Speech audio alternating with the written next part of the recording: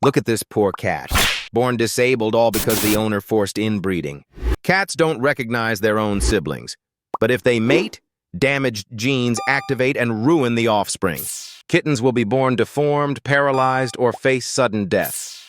Before we share how to handle this if it already happened, hit follow and share this video to cat lover groups so no more cats suffer. Done?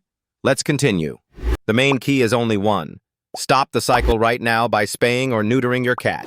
If the kittens are already born disabled, take them to the vet immediately. They need lifetime care. Please, stop being selfish.